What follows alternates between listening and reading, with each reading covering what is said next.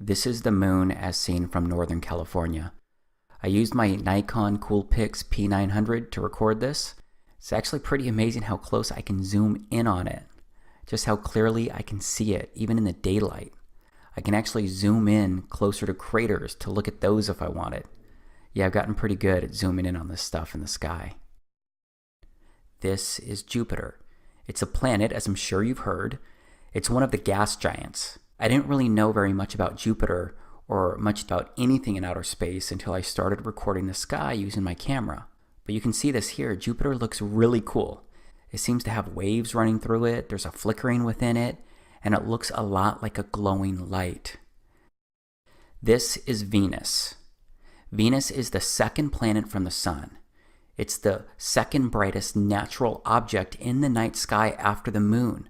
If you didn't know, Venus is a terrestrial planet, and it's sometimes called Earth's sister planet, or twin, because of their similar size, similar mass, similar proximity to the Sun. Here's Venus slowed down a bit. Venus seems to have waves running through it too. Venus isn't the only object in the sky that does this though. So let's look at a few stars.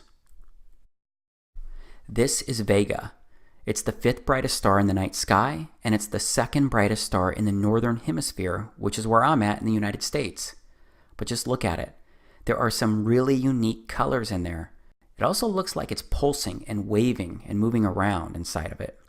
It also has these ring-looking things going around inside of it from its center to the edges. And just like Venus, Vega has some kind of dot right in the middle of it. But let's look at another star. So this is Arcturus. Arcturus looks like a disco ball with so many amazing colors flashing inside of it. Arcturus is the fourth brightest star in the sky and the brightest star in the northern celestial hemisphere. It's straight up amazing and beautiful. This is Polaris. It's also called the North Pole Star, which is also in the northern hemisphere. Notice how this star doesn't move across the frame of my camera. Remember how all of the previous objects I showed you so far, they moved pretty quickly across my lens when I recorded them. Well, as you may know, Polaris doesn't move more than a degree, and all of the circumpolar stars in the northern hemisphere rotate around Polaris. I'm curious if you've ever seen recordings of planets or stars in the night sky like what I just showed you. Because there's no doubt the moon looks the same as what you've probably seen, but when it comes to planets and stars, I bet that you've primarily seen images like these. I think it's odd how different these online images look versus what I actually recorded and what I actually observed with my camera. I just wish that some of the normal observations came up at the top of some of the online searches I do. I found a lot of things odd and kind of strange and surprising recently, and that didn't start happening until this year, 2017, because I actually started looking up. I started looking at the daytime sky, started looking at the clouds and how different they can be from one day to the next. I looked at planes flying across the blue sky. I looked at the sun behind the clouds. I looked at the clouds floating across the sky, and I started paying attention to the moon in the daytime, in the nighttime. I started looking at the moon's different phases, its different colors. This is a waxing crescent moon. This is a full moon. And like I mentioned earlier, I bought a unique camera to record all of this. It's the Nikon Coolpix P900. I bought it to personally study all of these things as I looked up and took some interest in the sky. And my interest in the sky and my studies, they led me to look into the missions in outer space. First, I looked into the Apollo missions to the moon. Then I wondered why we hadn't been back to the moon in 45 years. I wondered why even now we didn't at least have a fleet of rovers scouring every inch of the moon, including its other side that we didn't even land on. But apparently there's a competition to get rovers on the moon. But I mean, we have a rover on Mars. Why didn't we at least send one rover up to the moon to constantly observe it, since we no longer send humans? It's just hard for me to imagine that we've already discovered and observed everything we could learn about the moon during those 3 years of Apollo missions. You know, we've never put a woman on the moon, only men. So why not send our first woman to the moon? That would be a spectacular accomplishment. At least I think so. But then I came across a video of Don Pettit. He's a very outspoken NASA astronaut who's been to outer space 3 times. He said this is why we haven't been back to the moon. I'd go to the moon in a nanosecond. The problem is we don't have the technology to do that anymore. We used to, but we destroyed that technology, and it's a painful process to build it back again. Then I found out about the Van Allen radiation belt. Here's what a NASA engineer has to say about the Van Allen radiation belt. We are headed 3,600 miles above Earth, 15 times higher from the planet than the International Space Station. As we get further away from Earth, we'll pass through the Van Allen belts, an area of dangerous radiation. Radiation like this could harm the guidance systems, onboard computers, or other electronics on Orion. Naturally, we have to pass through this danger zone twice, once up and once back. But Orion has protection. Shielding will be put to the test as the vehicle cuts through the waves of radiation. Sensors aboard will record radiation levels for scientists to study. We must solve these challenges before we send people through this region of space. Sensors aboard will record radiation levels for scientists to study. We must solve these challenges before we send people through this region of space. So yeah, I found it really interesting what that NASA engineer said about the Van Allen belt. And it turns out that other NASA folks have said the same thing about leaving low Earth orbit. And what comes after the International Space Station once its mission is over? How do we ensure the presence of humans in space? Well, that's a great question. The plan that NASA has is to build a rocket called SLS, which is a heavy lift rocket.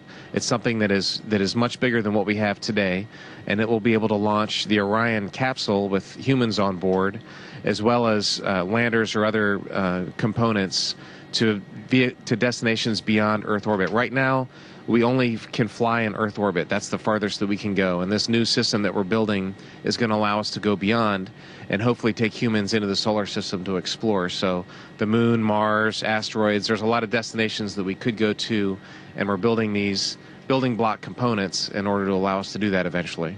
The technologies that we're testing out on Space Station are definitely helping us with our goals of going beyond low Earth orbit. So we have a really robust exploration program at NASA. And here's a quick look at the technology that we used to make it to the moon. Here's an image of the command module being rescued in the ocean. This made it to the moon and through the Van Allen belt and back to Earth. Here's video of a command module taking off from the moon. Here are some images I downloaded from NASA's website showing the module and a close-up of the technology that we sent to the moon. So yeah, I was surprised to hear about the Van Allen belt because we went to the moon 9 times and sent 12 men during the Apollo missions from December of 1968 to December of 1972. I'm kind of a detail-oriented guy. So I wanted to learn more about all this because while I'm detail-oriented, I'm also pretty cynical and extremely curious about things that don't immediately click. But I got sidetracked during my research because I came across Neil deGrasse Tyson saying something kind of weird. If you didn't know, Neil deGrasse Tyson is an astrophysicist, and he's pretty well known inside the science community. So here's what he said. So you spin, when you spin pizza dough, it kind of flattens out. Yeah. Gets wider in the middle. And so Earth, throughout its life, even when it formed, it was spinning. And it got a little wider at the equator than it does at the poles. So it's not actually a sphere. It's oblate. And officially it's an oblate spheroid. That's what we call it. But not only that, it's slightly wider below the equator than above the equator. A little chubbier. A little chubbier. Yeah. Chubby is a good word. It's like pear-shaped. Yeah. I researched this statement because it didn't make sense to me. And yeah, if you watch the whole video of when he says this, he gets into sea levels and more. But I gotta tell you, he didn't mean the statement as a joke. But it still seems like a joke because who says the Earth is pear-shaped? Pretty odd, right? Either way, his statements and my research led me to download just more images and more videos from NASA's actual website. These are a few of their images of Earth that they took from space. And as I was downloading and researching photos and videos at NASA's website of our first moon landing, the Apollo 11 mission, I discovered something pretty crazy. Apparently, NASA lost the tapes that recorded data of the original Apollo 11 moon landing in 1969. The tapes included biomedical data on astronauts, video footage of the Apollo 11 landing, and all of their telemetry and engineering data. But based on everything I can research, it seems that NASA actually lost not just the Apollo 11 telemetry data, but NASA lost all of the telemetry data from all of the Apollo missions that landed on the moon. That's well over 10,000 lost tapes and over a ton, literally a ton in weight of missing tapes. Fortunately though, they were able to restore the original moon landing footage that was broadcast to Earth. I guess I just found it pretty odd when you consider that the moon landing is one of the, if not the, greatest accomplishments by mankind. Because I figured NASA would take really good care of that stuff and properly label boxes and reams of recordings. Okay, so that seemed pretty careless. But then I stop and think, wouldn't right now be the perfect time to go back to the moon? We've made significant breakthroughs in technology in the past 45 years. So imagine today's technology that NASA could bring to the moon to record and study it.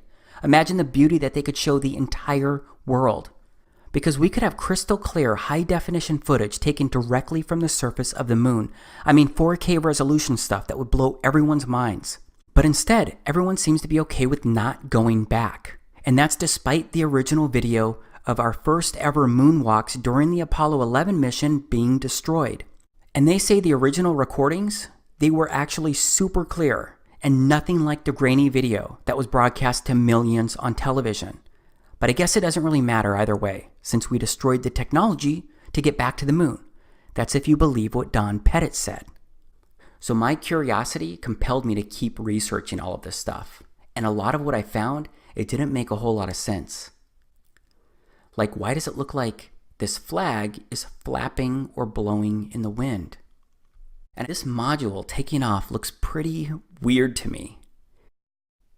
So yes, a lot of the moon landings and stuff surrounding outer space can come across as odd. And yeah, maybe each odd thing can be explained away. It's just that when I look at all of the oddities as a whole, it's a bit creepy. And I say creepy because someone I know and someone I love once said this stuff was creepy when they started looking into it. And all of this creepy stuff made me want to keep researching and keep asking questions. But I ended up asking one question that can get you labeled as a nutcase. It's a question that makes people laugh at you.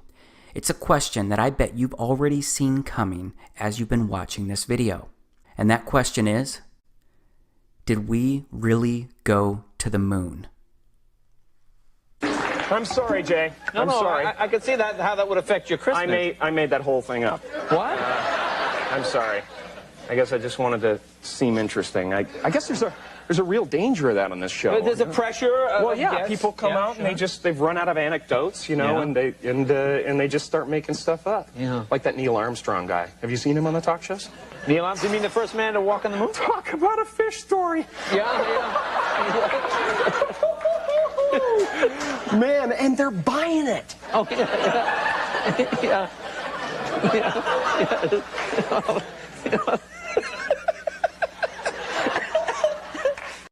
Yep, we all know that people get labeled crazy or get called conspiracy theorists for questioning the Apollo missions or if we ever went to the moon.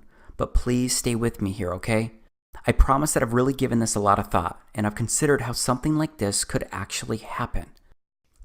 And since we no longer send people to the moon, I started looking into other info and footage surrounding outer space.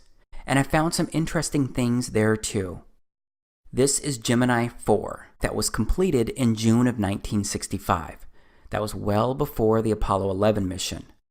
This is the first American spacewalk recorded using an 18mm lens camera, and it recorded at 6 frames per second.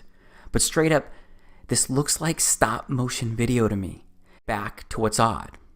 And it's that I can't find any other video of astronauts turning their helmets. A turning helmet appears to be only happening during this first ever spacewalk. Because the thing is that my research showed that the helmets couldn't turn or swivel because they're fixed to an airtight ring base. And once the suit is pressurized, it all becomes extremely stiff. And I don't see the helmet turning again in any of the video for this spacewalk or any others. But there's a lot of footage available that's been taken from the International Space Station, the ISS. This is it here. Of course, a lot of live interviews and videos have been done and recorded from the ISS, and that's resulted in a lot of footage to look at.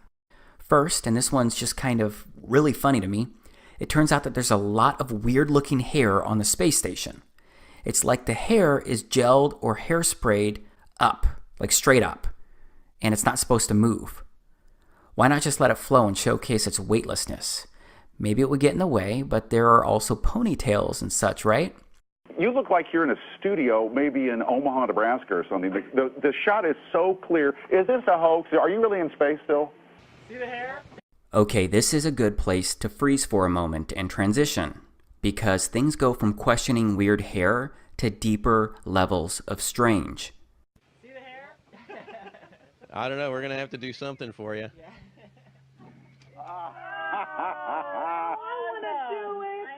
Oh, yeah, I can do that. Watch this.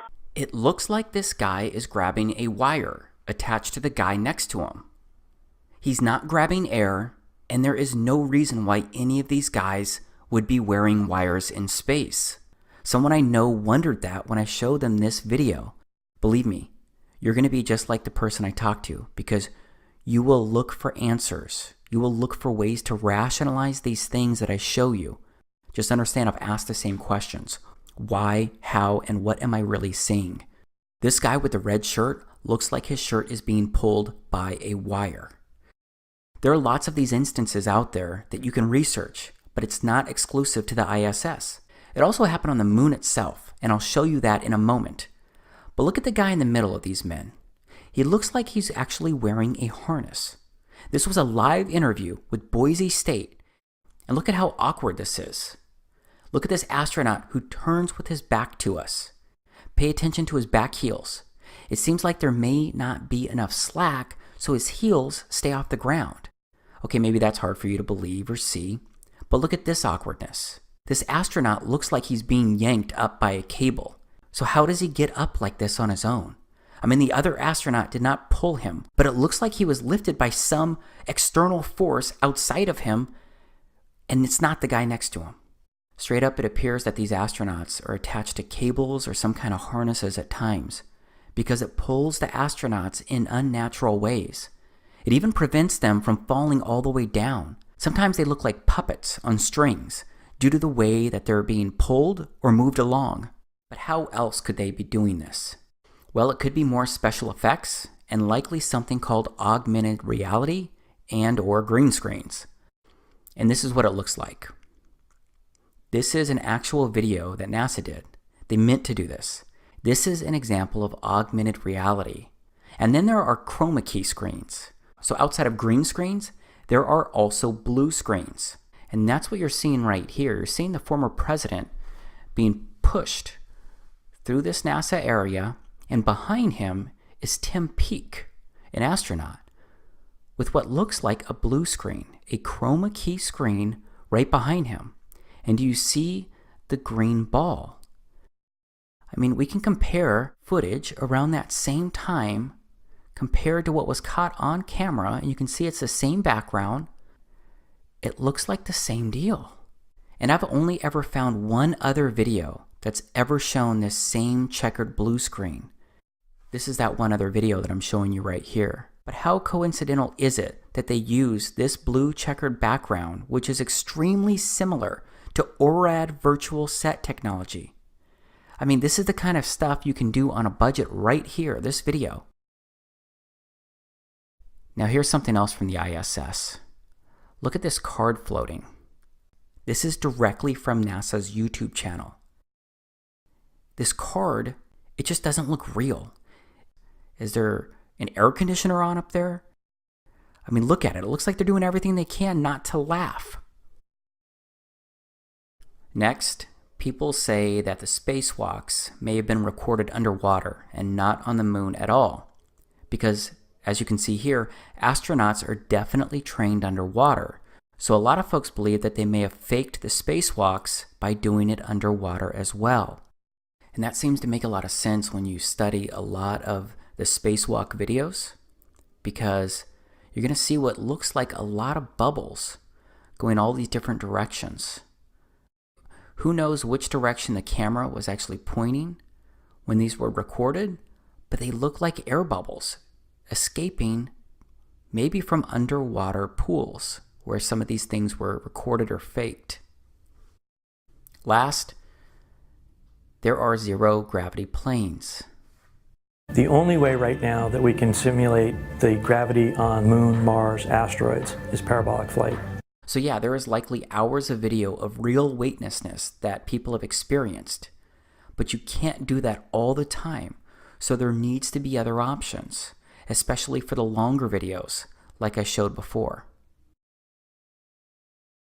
Okay, this is a time-lapse video of Earth recorded from the ISS, but I want to step off the space station right now. I want to look at the Apollo 11 crew's first public appearance after returning from the moon.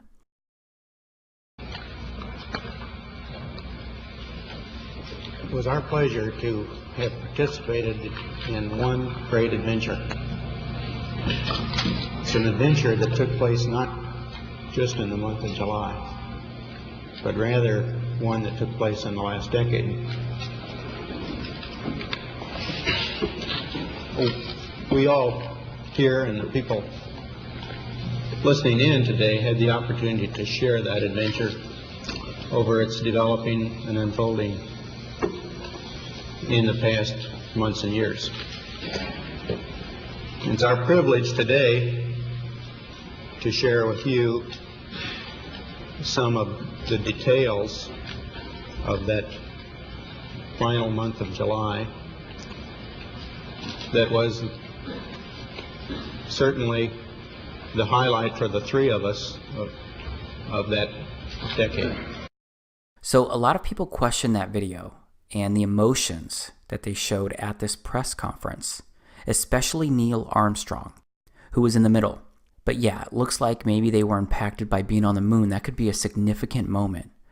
Just as a heads up, this news conference occurred on September 16th, 1969, and these astronauts returned to Earth on July 24th, 1969. So yeah, it's less than 2 months for them to get their bearings, but it turns out that they did forget a lot in that short time frame. When you looked up at the sky, could you actually see the stars and the solar corona in spite of the glare? We were never able to see stars from the lunar surface or on the daylight side of the moon by eye without looking through the optics. I don't recall during the period of time that we were photographing the solar corona what stars we could see. I can't imagine that he was debriefed and that kind of question wasn't asked. What he saw, what he felt, what he experienced while on the moon. And now listen to Mike Collins, who was sitting to the left of Neil Armstrong. I don't remember seeing any. Neil, you were a little bit concerned, you said about... So now Mike doesn't remember seeing any stars either. We have to remember that the reporter asked about them looking up at the sky and if they could see the stars based on the circumstances. So Mike Collins' answer has got to apply to his experience in the command module itself because he didn't walk on the moon or go down to its surface. But let's look again at Neil's response to what Mike said. I don't remember seeing any. Neil, you were a little bit concerned, you said about... Notice his body language, and it looks like Neil even whispers something under his breath to Mike. Was he telling him to simply shut up? I don't know, but the interaction looks really odd to me. All right, here is another interview with Neil Armstrong. And right after I show you this quick piece, I'll immediately share a few more statements made by other astronauts who shared what they could or couldn't see while in outer space. Mr. Armstrong, I do realize that when you were on the moon, you had very little time for gazing upwards. But could you tell us something about what the sky actually looks like from the moon, the sun, the earth, the stars, if any, and so on? The sky is a deep black when viewed from the moon, as it is when viewed from cislunar space, the space between the Earth and the moon. The Earth is the only visible object other than the sun that can be seen, although there have been some reports of seeing planets. I myself did not see planets from the surface, but I suspect they might be visible. Whilst From in Mark space, Cameron. This is from Mark Cameron. Whilst in space, have you ever looked away from Earth into the black void? Yeah. All because the you can time. see. Yeah, Because you can see the stars. Oh, yeah. You know, and pretty much all the time you can see the stars. The sky is a deep black when viewed from the moon, as it is when viewed from cislunar space, the space between the Earth and the moon. Space, and you're on the sun side of the orbit.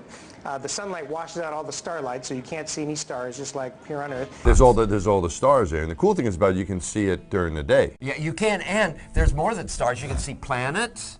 You can see moons. You see the gas Magellan clouds of the Yeah, Milky you Way see the galaxy. Magellan. Pretty much all the time you can see the stars. Then when you look out into deep space away from the sun, it's the darkest black you can imagine.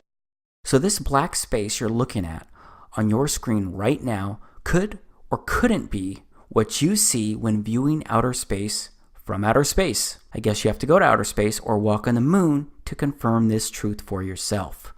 But I'm going to stay focused on the objects in outer space because I want to ask why the images of stars and planets taken by satellites in space look so different to what I actually observe with my camera. Here's Venus again, as seen through my Nikon P900. Here's Arcturus again. Here's Vega again. Here's another star, Antares. It looks pretty cool too. I showed you my online research earlier, except I can't find any video of these amazing stars or planets that were taken by NASA. Now we're looking at NASA's website.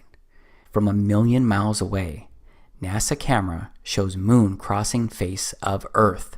It says a NASA camera aboard the Deep Space Climate Observatory Discover captured a unique view of the moon as it moved in front of the sunlit side of the Earth last month. The series of test images shows the fully illuminated dark side of the moon that is never visible from Earth. The images were captured by NASA's Earth Polychromatic Imaging Camera, EPIC, a 4-megapixel CCD camera and telescope on the Discover satellite orbiting 1 million miles from Earth. First off, that looks very similar to the same side of the moon that I look at. Be interested to know if it's identical. But here below it says this animation features actual satellite images of the far side of the moon, illuminated by the sun, as it crosses between the Discover spacecraft's Earth Polychromatic Imaging Camera EPIC and telescope. This is supposed to be the moon passing the Earth from 1 million miles away. So yes, at the same time, I'm criticizing and thinking that their video, their animation doesn't even look real, but I'm also still wondering why we just don't have more videos by NASA of outer space itself. But there are some recordings out there. There's the Cassini spacecraft out there near Saturn that recently plunged into Saturn. And then there is the Juno spacecraft observing Jupiter. But I'm sorry, all of these look like CGI images to me. They just don't look real. So these spacecraft are satellites, right? What about satellites in general? I looked up satellites online, and the satellites are all CGI or fake-looking images when I search them. That doesn't prove anything, but it's another place where primarily CGI images are found when you start researching this kind of stuff. And I do think there's a lot more CGI out there because there's more stuff that just doesn't seem right when you start looking into it. Like the SpaceX missions. These are landings recorded by SpaceX and published by them. This is CRS-6. This is CRS-8. This is CRS-10. This is CRS-11. Again, this just doesn't look real to me. And how can a rocket steer a landing like this?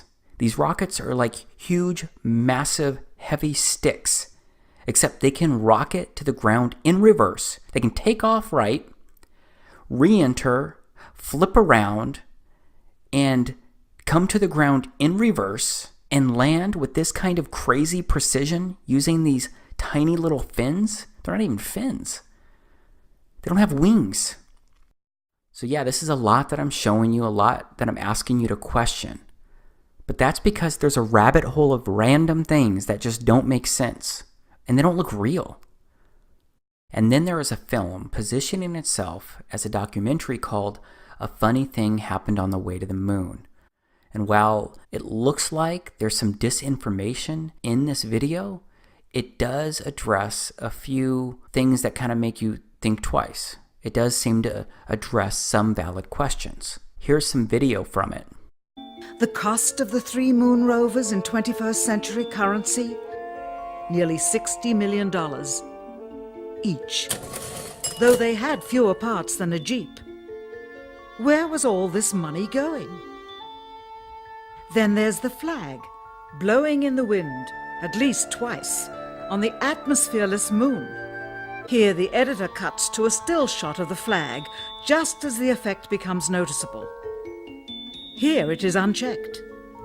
This rare clip, attained decades ago, was never re-released with the inevitable increase in experience and scrutiny.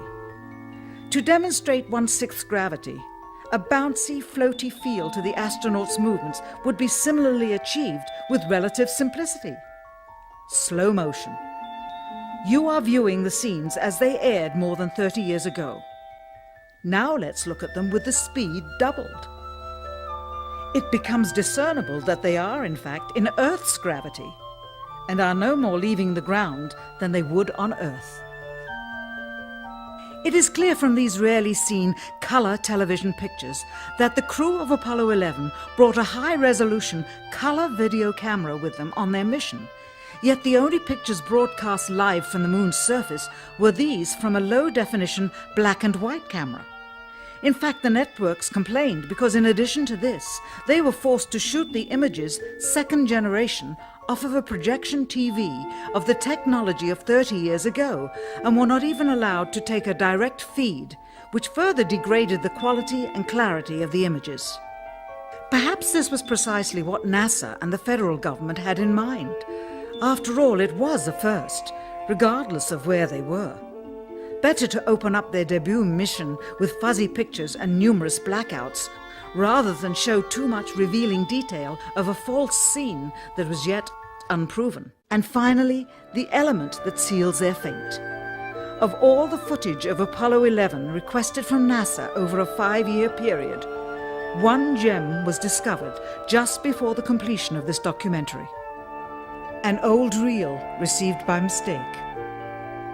It contains the raw or unedited footage of the crew of Apollo 11, Michael Collins, Edwin Aldrin Jr., and Neil Armstrong, staging part of their mission for nearly an hour in living color, with exceptionally clear behind-the-scenes audio of conversations discussing the techniques used to achieve a disingenuous picture depicting the Earth at a distance, in order to falsely demonstrate their far journey from it and their ability to survive passing through the Van Allen radiation belts.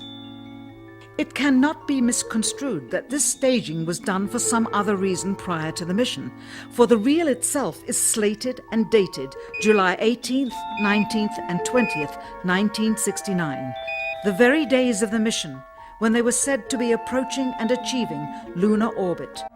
Understand, too, that only about 20 seconds of this raw footage was ever broadcast to the public, and these conversations discussing their deception were believed to be private, until now. Here they discuss that these television transmissions were in fact not broadcast live as everyone believed. They were first screened and edited for playback later. Roger, Neil. We just wanted a narrative such that we can, when we get to playback, we can sort of correlate what we were seeing. Thank you very much. Here they discuss the fact that they have turned out the lights and have blocked out sunlight from entering the spacecraft through the other windows, as to not cause any reflected light to fall onto the spacecraft's wall in the foreground. Okay, very good. Well, we shut out the sun coming in some of the other windows into the spacecraft, so it's looking through the number one window, and there isn't any reflected light. We only have one window that has a view of the Earth, and it's filled up with the TV camera. This is where the astronaut is back in view, but the lens was supposed to be on the window. Is it legitimate? I don't know. There's just so many weird things about the Apollo missions when you research them. And again, I'm not vouching for a funny thing happened on the way to the moon, but it does address a few questions that seem to make sense, that seem to be worth asking. And then there are the space shuttles, which are supposed to be gliders when they re-enter our atmosphere and they land. So space shuttles don't have the appearance of what you would think is a glider, and they make what appears to be lots of crazy loud jet propulsion noises when landing on runways, just like regular jets do when they're landing.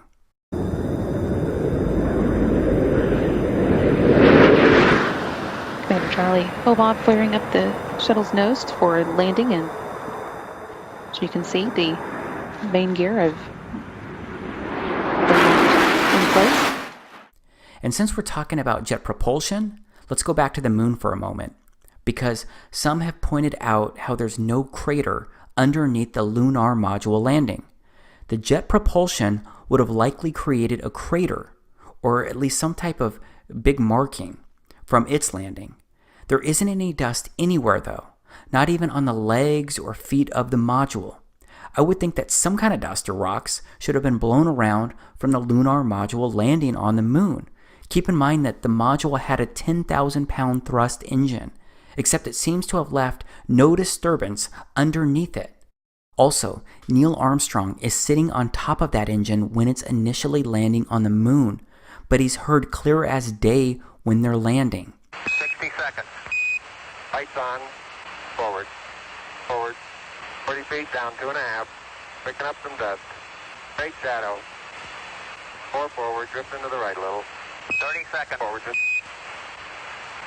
Contact light. Okay, engine stop. We copy you down, Eagle.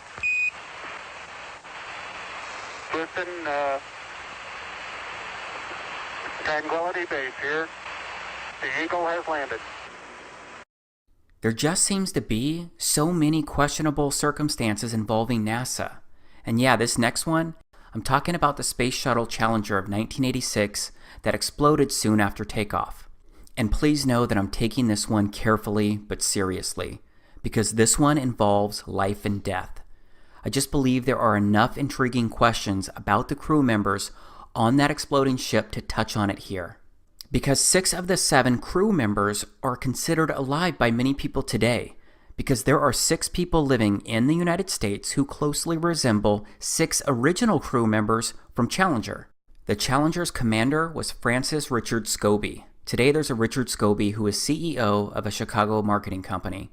These guys have some eerily similar features, like the same kind of wide-set eyes that both seem to be tilted in their corners. The pilot was Michael J. Smith, and there's another Michael J. Smith living today, a professor, and they seem to look the same. Same smiles, it looks like the same teeth inside those smiles, both have blue eyes, and more. One of the mission specialists was Ronald McNair. It turns out that he has a brother named Carl, who's living today, and they look like they could be twin brothers. Another mission specialist was Ellison Onizuka. He also has a lookalike brother still alive today, and his brother's name is Claude. Another mission specialist was Judith Resnick, and there's a Yale law professor with similar features and identical name living today. And then there was the teacher Sharon Christa McAuliffe.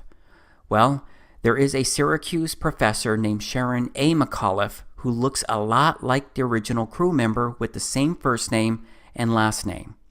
Again, I do not take sharing this information lightly because it is a serious thing when you question if people may have really died. So I don't know about this for sure. I just know that the odds seem pretty crazy that 6 of the 7 crew members have people living today with appropriately similar ages, nearly identical names, and strikingly similar features. And what about the fact that we're now planning to send humans to Mars, and we want to colonize it? So forget about inhabiting the moon, which would be way easier because it's way closer and we've already put people on the moon, but instead let's go inhabit Mars, which is much further away and way harder to get to. So everything I've shared so far, to me it's really bizarre and odd. Much of it doesn't add up, if you ask me, but still, many of you will find explanations. There's a lot of info out there, but based on what my eyes have seen, based on using my own personal logic, even if I wanted to eliminate half of the things I just showed you as untrue, I simply can't explain away the other half as untrue because there is too much that just doesn't make sense in my head. But after looking over all of the information and evidence surrounding our explorations into outer space, the moon landings, and what science teaches me about it all, based on what I can actually observe and prove myself, I'm now at the point where I don't believe we ever went to the moon. I don't believe we've gone to outer space in the way that they tell us. I don't believe an International Space Station is orbiting the Earth. I don't believe it's possible. And there are many more extremely compelling reasons why I believe this, beyond the limited information that I've presented so far here. Of course, I promise to show you much more here, but I want to pause before moving on, because this information may be new to you, and that can make it hard to believe or even consider. You may be laughing at me right now, or wondering when Dave lost his mind and went full conspiracy theorist. I used to think that it was crazy before I started researching all of this. But what if it was possible? What if what you've been told was not the truth? Or maybe it was full of half-truths? Would it be the first time that someone lied to you? Would it be the first time that your government lied to you? It's easy for me to say that, especially when you may be thinking the opposite. But no matter what, I'm the one making these claims, so I need to present more information to show how all of the pieces could fit. So please just stay with me here, because we've barely touched the first layer of how odd and bizarre things may really be.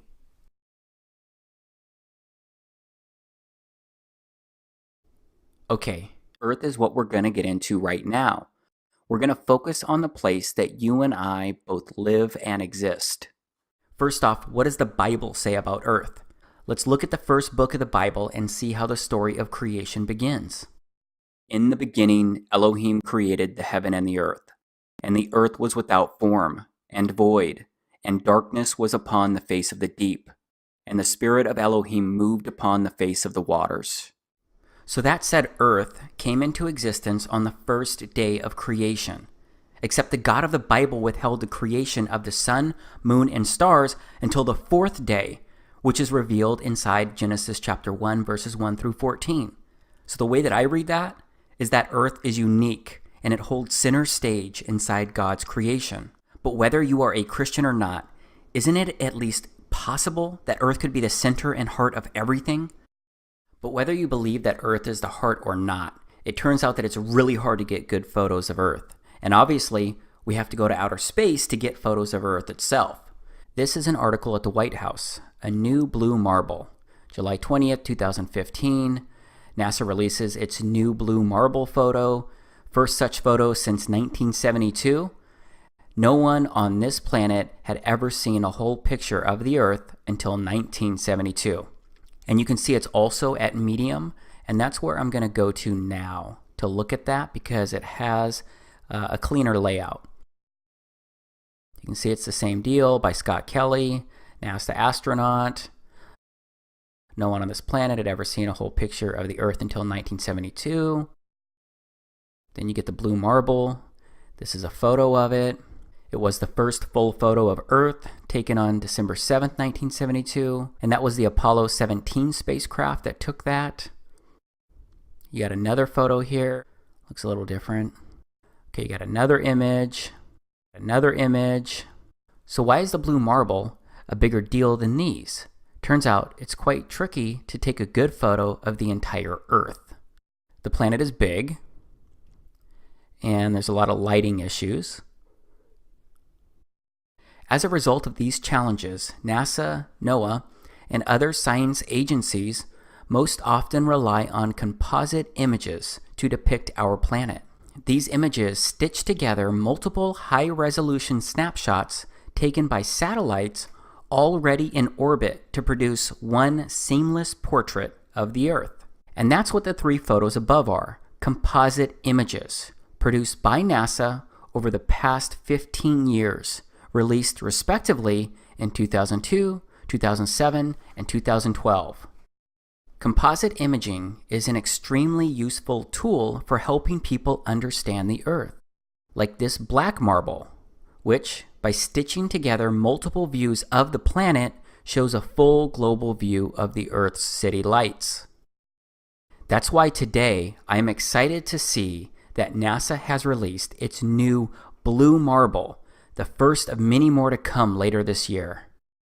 The blue marble is the first fully illuminated snapshot of the Earth captured by the Discover satellite. It looks like it's a joint NASA, NOAA, and U.S. Air Force mission. And there's a guy who's famous for doing these composite images and manipulating data and putting it all together. And this is the guy right here. This is from NASA's website. It's an interview. Data visualizer and designer Robert Simon. And they ask him, what do you do? And what is most interesting about your role here at Goddard?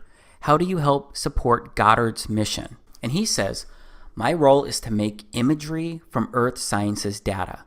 I turn data into pictures. I look for new interesting events that NASA satellites have seen or that are hidden in the latest data to find anything interesting that shows off NASA's unique capabilities. Finding things is the fun part. I rely on engineers and scientists to produce the data. Okay, they ask him, what is the coolest thing you've ever done as part of your job at Goddard?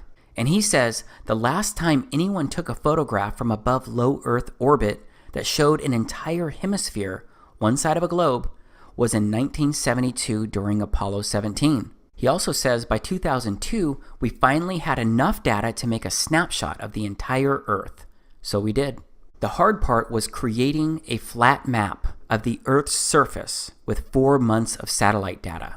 Rito Stockley, now at the Swiss Federal Office of Meteorology and Climatology, did much of this work. Then we wrapped the flat map around a ball. My part was integrating the surface, clouds, and oceans to match people's expectations of how Earth looks from space. That became the famous blue marble.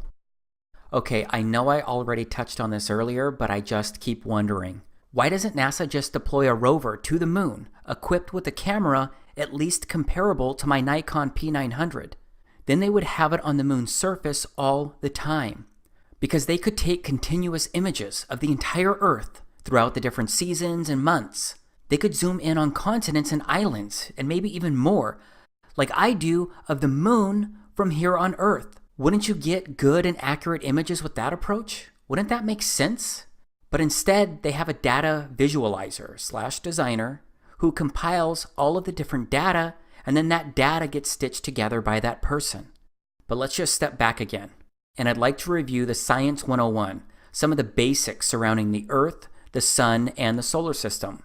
I'm talking about the basic info that we're all taught about Earth, the Sun, and the solar system, and how they all move and work. First, the Earth rotates eastward around an invisible line known as its axis. And I've actually got some video of the Earth spinning provided by NASA. This is an official video by NASA of the Earth spinning. It was captured over a 25-hour period. It is really, really hard to see any of the continents in this video.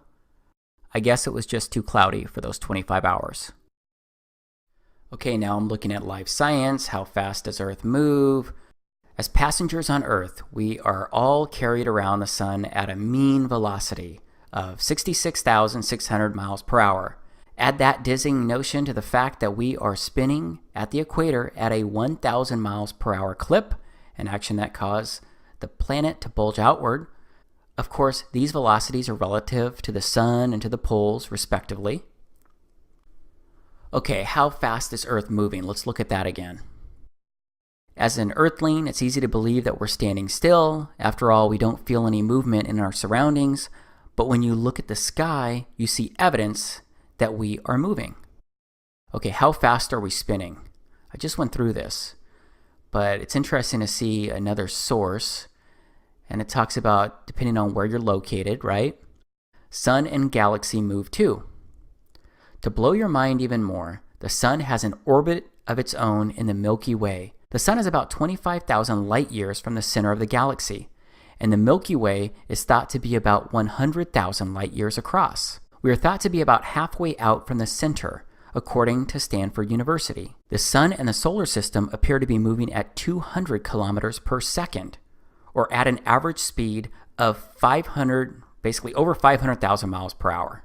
The Milky Way too moves in space relative to the other galaxies. In about 4 billion years, the Milky Way will collide with its nearest neighbor, the Andromeda Galaxy. Everything in the universe is therefore in motion. Now let's go back to the Live Science article. How fast does Earth move? Let's touch on the velocities and why we don't feel them. The reason we don't feel the rush is the same we aren't pinned to our seats while in an airplane moving at a constant speed. Velocity can only be measured with reference to another object moving at a different velocity, and we cannot feel velocity while in a constant frame of reference. This is why it might be news to you that our entire solar system is whizzing around the center of our galaxy at a fairly inconceivable, it's over 500,000 miles per hour. The galaxy is also moving with respect to other galaxies in the universe. And for all we know, the whole universe is moving, but now we're getting into great unknowns. Okay, so I just went over a lot of numbers, but it's all basic stuff. But that's pretty fast, right? I do think that it's kind of odd that we don't feel any of that spinning or rotation. I think these speeds are mind-blowing when you try and wrap your head around them or even imagine them. Here's a snapshot of someone's visual representation of what the solar system is doing according to the science and the speeds that I just shared. I think it's pretty wild when you just stop and look at this and think about it, because we're just flying through space. We're just a big rock moving around with other big objects. I do find it interesting that we're taught all of this as fact, except there are a lot of great unknowns, and all we have are primarily CGI videos and composite images to look at and review. And if you aren't picking up what I'm putting down, then let me be really blunt here. I don't believe this visual representation is accurate. I believe something else could be true. And it's all based on the foundation that we never went to the moon. It's all based on the belief that we have not explored outer space.